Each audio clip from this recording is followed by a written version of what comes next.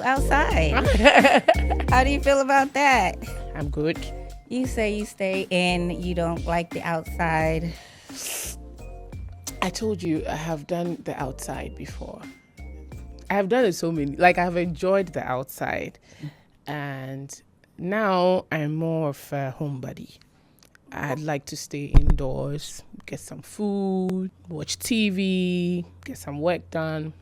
So what made you change? Like, you just woke up and was like, I'm over it? No, something will definitely make you change. I had a heartbreak somewhere 2017, and it was a pact between myself and God. So I said that if he's able to take me out of it without me doing the action, I would surrender full time.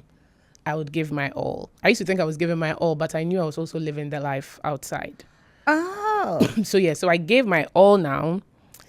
And suddenly, I just really became that girl. I didn't want to be around people much. I like people, don't get me wrong. Everybody knows I'm a people's person. But I just suddenly became that girl that likes to stay at home because I've really done the outside. I've enjoyed, and I think it's okay. Even that, I think my enjoyment is like minimal because some people have really enjoyed, but I just did like normal outing every Saturday, every Sunday. Nothing too crazy. Nothing too crazy. I'm nothing too crazy. Just outside consistently, and I just became a home girl. That's all. Well, you're still that girl. From what I understand, I met you online. Through online, I saw you on somebody else's YouTube channel, and I think the great thing about researching the places you're going and trying to figure out things that you can do in the areas that you're going to, you come across people like you. Yeah. And that's pretty much how I've been doing this for the past 20 years in this industry, is networking, researching, and finding people, Right. to get to the next step of the things that I'm trying to do. Come to find out, you just do it all and you're passionate about a lot of things. You're saying that you're not that girl anymore, but I'm saying you are that girl. Ooh. So when I say I'm not that girl anymore, what I mean is it's in relation to going out a lot. But I'm that girl when it comes to work, every other thing, my passion. But it's more about me not going out that much. I've just chosen to be more indoors, go for just maybe intimate dinners with friends, family, and yeah. But I no longer do a lot of events and stuff like that. Considering what I do, I should be attending a lot of events. Yeah. But I don't. And it's not because of anything. I think I'm just lazy in dressing up, getting makeup. It's just too much for me. Yeah. Okay, so what can you explain to everybody, what is it that you do or that you're really passionate about focusing on now? So everybody in Ghana calls me Tatas. Not everybody. Those who know me on the internet call me Tatas. So it sort of grew into a brand name. So Tatas is like the brand name, but the Caritas is my name. I'm actually called Caritas. I run a digital marketing firm with my friend who doesn't live in Ghana. She lives in the States as well. So she does the remote work, but I am on the ground. I also coach when it comes to content. So if you're a brand and you're trying to get your content, try to understand content creation, and you want to be good at it, you want to be consistent at it, I can coach you. And I mostly do that for small businesses for now. I turned down a few trainings for kind of what I would call a big business because I feel like I wasn't ready for that. I am more focused on helping small businesses understand that you can be consistent on social media and it will take nothing from you. So it's one of the things I also do. It's always said that sometimes there's something in you that you actually do not harness until someone puts you on a job. So last year, a friend of mine's family put me on a very huge job to put together a whole event for the family, a milestone. I did 2 events for just one family in a year. And I was like, oh, okay, I can handle a whole project because it was fun. It was tiring, but it was fun. And from there, I decided that, listen, if anybody wants me to handle a project of this sort or any project, once it's not illegal, I'm game. So people call me once a while to handle some of these things for them at the back. And then, I do content creation, brand influencing as well. I run an NGO that has I say we have the biggest outdoor fundraiser because we do. I have not seen anybody organize a huge fundraiser, fun-packed like we do every August. It's called Kinky for the Needy. And aside that, I do small business. Currently, I just launched LVV Ghana. LVV means in the Bible, Luke chapter 5, verse 5. Bible says, at that time, they cast their net into the water. They didn't catch any fish. But when Jesus asked them to cast their net again, and they did, they catch so much fish that the net broke. And so that's what the business stands for. We're going to catch so much fish that it will break. We'll have a net breaking kind of business. And so breaking. I like that. Yeah. So that's the name of the business. And our full aim is to bring products or introduce Africans to products made in Africa. Africa has beautiful, good products, and we just want everybody to know them. And we sell them as well. And so we just launched that one last year, and we just got approval from FDA for our first product to hit the market. And so we are super excited. And there's more to come, really. Yes. Yeah. I mean, being in this industry, I feel like I was put here for a reason to help others and help shine light on others, to show them, you know, the potential and the places they can go with their talents and the things that they can do. And that's what I find so satisfying about being behind the scenes. Like, we get to put everything together and we get to see it come to life. Like, what do you get from, you know, helping others in this? Everything that I'm related to, I front it boldly. Oh, yeah. Because it's very good. It helps. You know, when you are already known and you have some level of influence, it's easy when you start something else because it's easily transcends into it. People trust you and people know you will not bring them anything rubbish. Exactly. You know? and I always say that social media, social currency is such a serious thing that people play with. And I thank God that I have social currency. And so I really use it. So no behind the scenes for me. I front everything with my full chest. Okay, and brand. Yes. And I'm very, very, very confident about that. I don't even care if I fail along the way. I'm still fronting it with my full chest. And so many things happen here that people do not talk about in terms of helping others. My name, Caritas, means charity, to give. And so my platform, that's nothing but give. Okay, apart from the services I provide, I also really give of myself. I also make sure I open the doors of opportunities for people that follow me on social media to give. People have learned to give from my platform because clearly I am not wealthy, or I don't drive the fanciest of cars, or I don't live the fanciest of life. But extending help comes to me very easily, no matter where I find myself. So helping people is something that means a whole lot to me. And more especially the youth in Ghana means quite a lot.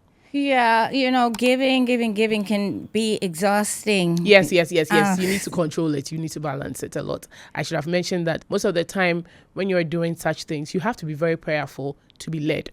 You know, the Holy Spirit can lead you to someone to do something for them. The Holy Spirit can actually lead you to do something for a whole lot of people. There are times when I do not have money, but I will make a post for people to help others, not me. Because the difference, and I will always tell my friends this, the difference between I and someone I don't know who doesn't have is that I have a lot of people to help me. When I need help, maybe I will not ask people. But once I do, I will get the help I need. And I'm not even bragging, money-wise, but anything that I need. Because I have family, I have friends. I have very good friends. I must emphasize on that. Like, I don't have a problem. But you see the other person on the other side, they don't have nobody. You're right. They don't have friends. They probably do have friends, but the friends can't help. Most of them do not have family. Most of them also have family. Family can't help. And that's the difference.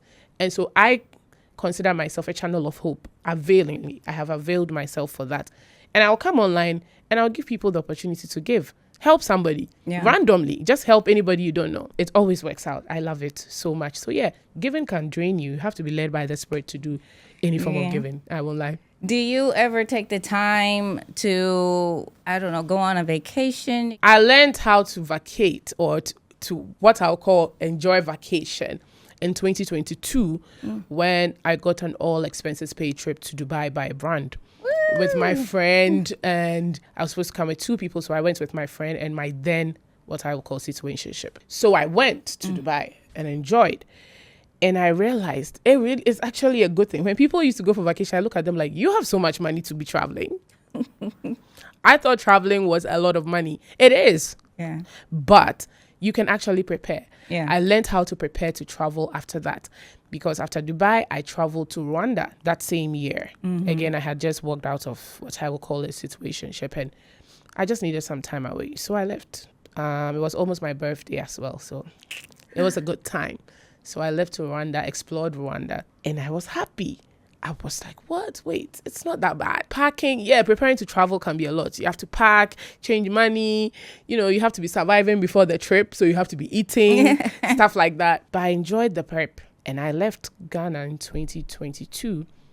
So in 2022, I traveled twice. After that, if I cannot afford to go to the Dubais, the Londons, the Americas, or all the other places, Maldives, wherever, every year I make sure that I go to Rwanda and come back. Okay. And I stay for 3 weeks. I will never buy my ticket and stay for 1 week. No, I have to stay for more than that. So I stay for 3 weeks. You're doing a holiday. Yes. So through that, I have grown to love Rwanda so much and everything they represent, even their products. And that is why our first products is coming. In fact, the 2 products we sell now come from Rwanda.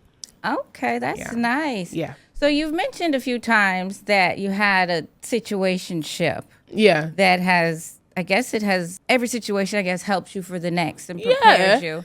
Because there's a lot of people I see, they have drive and they want to do things, but then they get in a relationship and they just stop, or something happens and they just lose. Right. Like, do you think that you're the type that needs a relationship? Does it help you in what you do? Or, if something goes wrong, you just shut down? Like, how do you keep going through moments like that? Okay. So when I come out, I always find the good thing. I used to really cry about relationships when they are over. I remember my very, very first relationship when it was over. I didn't used to take alcohol, but I learned how to take alcohol after that. Alcohol, you would find me anytime I'm out, I'm definitely taking alcohol. I don't care. I'll take it. After that one, the next one ended, and I remember so well. That was the 2017 one. I asked myself, do I want this to teach me the good thing, or it will teach me the bad thing? Which one am I choosing? And for the first time, I really said to myself, you know what? I'm going to find the good out of this. And surrendering to God was that thing for me. So I surrendered fully. It's been very difficult on my walk. My walk with God has been a tough one. But one thing I will not do is relent. And so I really found God in that moment. I found my church, Empowerment Worship Center. I learned how to pray. I became a prayerful woman from my church. They taught me how to pray. I learned how to stand and call things into being for myself and pray. And that was a very serious change for me. And since then, there is no way I'm going into something, and if it doesn't go well, I'm going to go back and do something really crazy. Something good will always come out of it. Yes, a situationship, it ended. I moved on. The fastest moving on I did was that one. I moved on so fast, on to the next, to get my life going. Someone came along again. I was like, you want to be a fraud? On to the next. Yes. Real quick. Throughout, I was still working. I never stopped working. I've never stopped working. I've never stopped learning. I've never stopped growing. I'm really grateful to God for that. I have grown a lot. Anyone who knows me knows I have grown. Because we're crazy kids. Yeah. So crazy kids. I was a crazy kid. I did not listen to a word my parents said, but I still was good. Like, I still knew what to do when I left the house. And I think that's a big difference, because I think a lot of the things that the youth is doing now, I think they've always been doing it. Sometimes you try things and you're like, okay, I'm not doing that again. Yeah.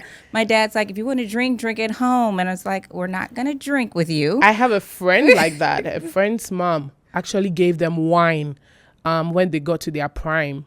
She actually gave them wine. And they took it? Yeah, they took it. And I appreciated that, because you see, because of that, they would not drink behind you. And if really you gave them wine and they don't like the wine, they won't drink it again.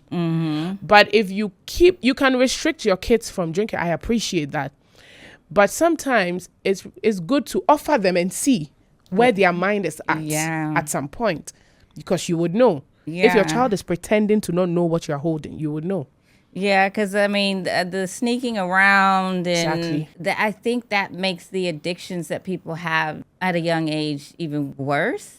I'm not saying they need to be getting drunk with their parents, but I think the open dialogue and having conversations with the people that are taking care of you, that you trust, then they're gonna be able to tell you things in return of, okay, well, don't, or, and when you're hiding it, you're not getting those deep conversations that you really need about like what the next step is. Do you feel, because I see sometimes you'll post things about the youth of Ghana. Right. Do you feel that it has always been this way, or is it getting worse? Like, what are some... Okay, so it's getting worse by the day. The things happening currently, they're not new things, except that there's been more that has been added. When we were growing up, not to say that I'm so old, but I mean, for 36, I think I have something to say. When we were growing up, we didn't have social media. There were mobile phones, but only the adults had mobile phones. Mothers or parents started worrying too much about their kids in senior high school. And so some of them started giving their kids mobile phones.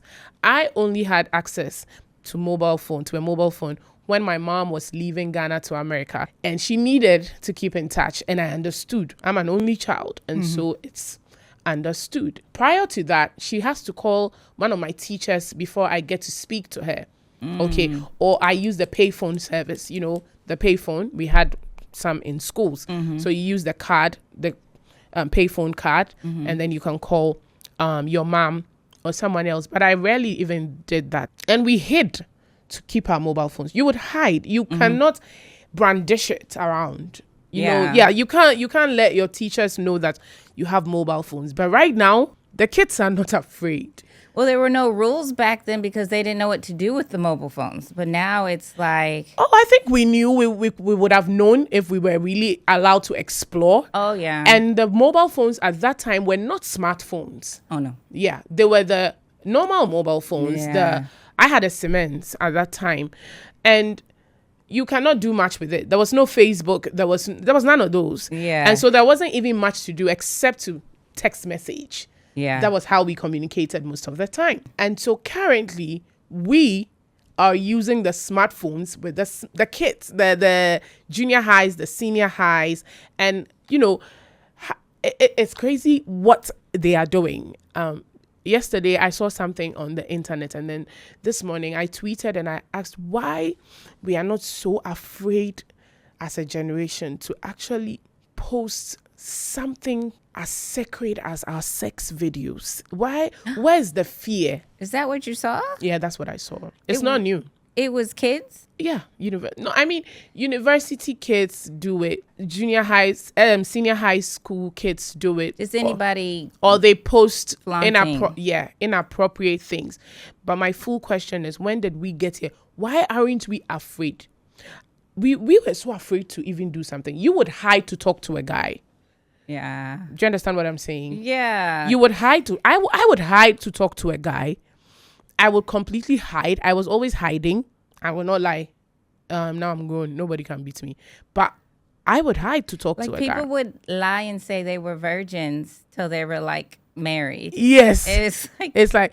So now these kids are not afraid. Oh, I could not, even at my big age, sit on the internet and tell you my favorite sex position. I cannot. But we have street interviewers going around interviewing university kids and, young people and all that.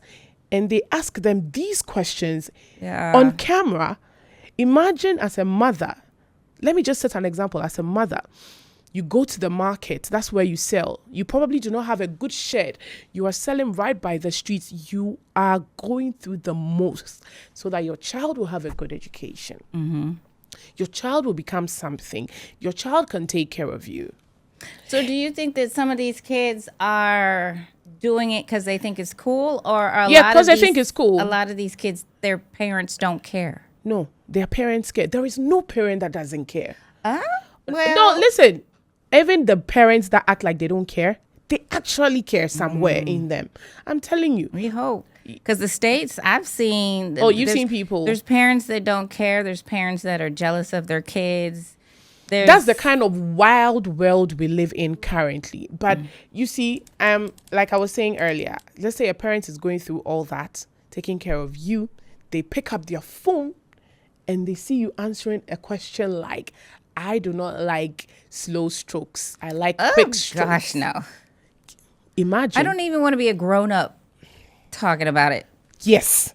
But we have our young people now not caring at all, boldly talking about it. Some embarrassing their families. You hear people on podcasts talk about that kids are doing this and they're like, oh, it's their parents or it's their upbringing. But nobody ever talks about like ways to try to fix it or activities, or I don't know. What do you guys do here? Are people trying to stop that? Because in the States, there seems to be no plan. Okay. Over here, as Africans, we grew up in communities. You know, See, it takes... you guys have community. Yeah.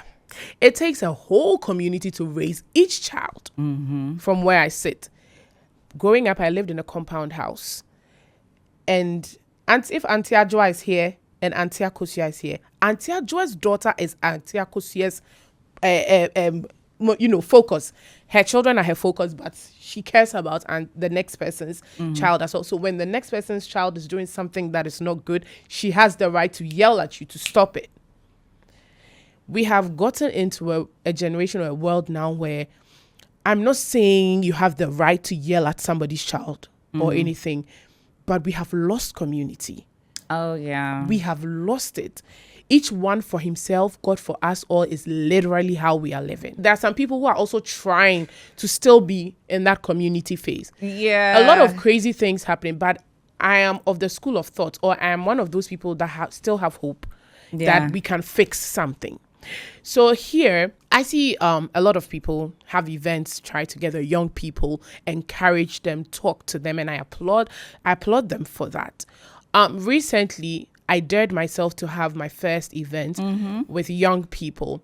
And I chose young people below the ages of 25 because they are the people now. They are the ones, like, the crazy things are happening with them now, mostly. The university, the senior high school students and all that. The long-term plan for this is to go on a junior high school and a senior high school and tertiary institution tour where we talk to them, especially about drugs, about nudity, about anything that we know that is not going to be of help to them, and most especially talk about Jesus to them. It is very important. So I had the first event, and the plan for the first, the pilot actually, was to find out what's going on in your generation. Tell me about it. Let me see the number of people that by the grace of God, with the little influence I have, I can gather for us to effect a certain level of change. We may not be able to change everybody, but by the grace of God, I'm sure we can change a significant number of people with consistency and driving the right message. So what was, when you asked, what was like the number one thing that stood out that was a concern for them? Social media, drugs, sex. Yeah. I guess it's all together. Yeah, it's all together. Trauma. Most kids have trauma, molestation, abuse. Yeah, these were pertinent because in my audience, I had teachers who were able to tell me it no longer starts from the senior high or the junior high. Now it starts from the basic. Yeah. The kids in kindergarten, the kids in class 1, class 2, they ask you some questions and you are wondering, how do they know these things? So now it means that whatever message we want to drive, whatever positive message we want to drive, we need to start early. You need to start early because they also have brothers and sisters. And so you need to start early. At a point in my life, I looked for a community of women. I had seen community of women. And I knew what was going on at the back because some of them would talk in town. You know what I mean? Yeah, a few of them would talk in town, and so you know what's going on there. But I craved a community of women that most importantly prayed and really, really focused on God to be able to effect change in their communities. And so I found one that I joined, and it's called Hineni, Women Who Are Yielding. And so we are a group of women who are just yielding to the call of God to introduce Jesus to young people, or to anybody at all. But recently we are embarking on something that concerns young people, and my heart is so full. I am really excited about that. It has really shaped my thinking in a whole different way. The way I think is really different at the moment. Young people are my case right now. They are my case. The reason is simple. I'm going to have a child one day, and they're going to grow up in this community. Even if I'm able to leave Ghana to the States, one day I will move back with my kids, and they are going to be here. I have no control of who they will meet in town and what they can introduce them to. And so building something great, I will benefit in a way. Yeah, I mean, because once you can get inside, the kids start having morals and values, that spreads. Yeah. So now they're going to have a conscience. They're going to be like, wait, I don't think I should be doing this. Yeah. Right now, there's nothing in their head saying anything. You know, when you know where you're coming from, you don't do certain things. Back in senior high school, I attended Aryee Memorial Senior High School anyway. Back in senior high school, I was fun. I would join in the fun, but there are certain things I would never join in. I know exactly where I'm coming from. You know, I had a mother who can discipline you anywhere at any time.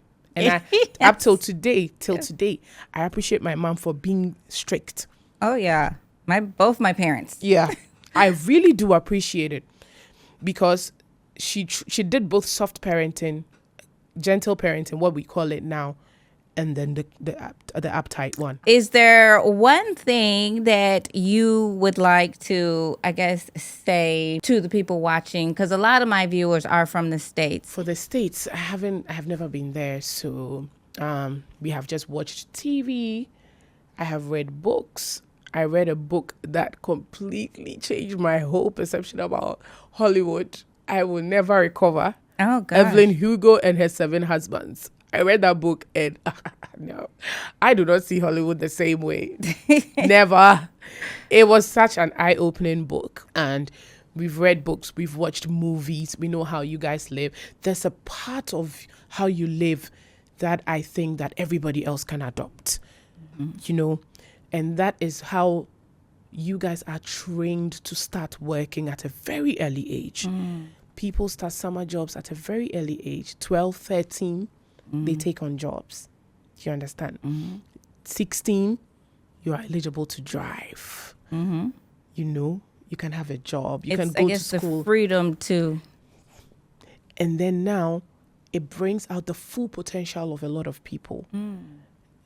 At their young age, they are taught how to play basketball. If your father is LeBron, you start learning how to play when you were a kid. If your father is a fitness, we've seen all of them on the internet. We've seen kids being trained from their infancy till like they are 4 and they are fitness enthusiasts.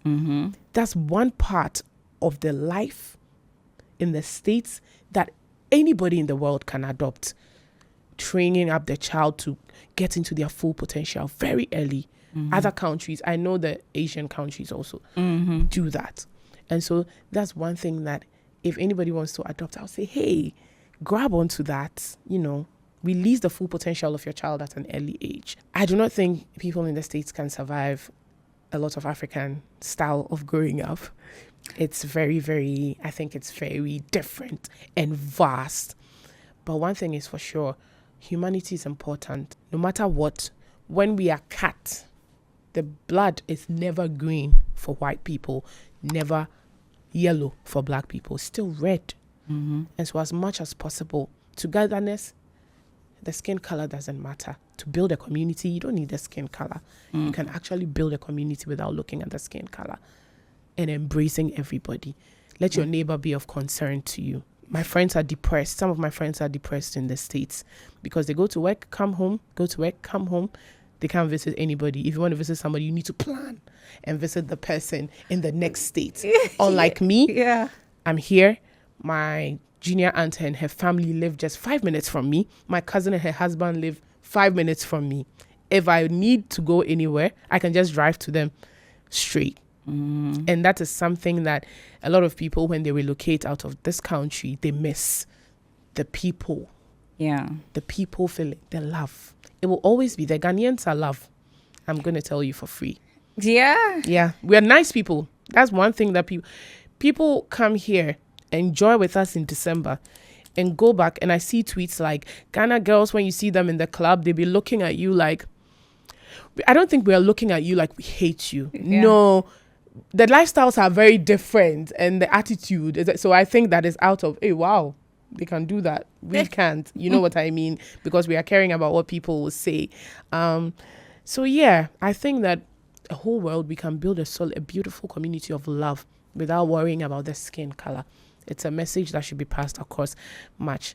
As for Ghana, I love Ghana. I love that I grew up here. I love everything about Ghana. I won't lie, especially the food. Our food is a 10 over 10 minus nothing. Our food is good. If you have the opportunity to visit Ghana, please come. The people are loving and we are very caring.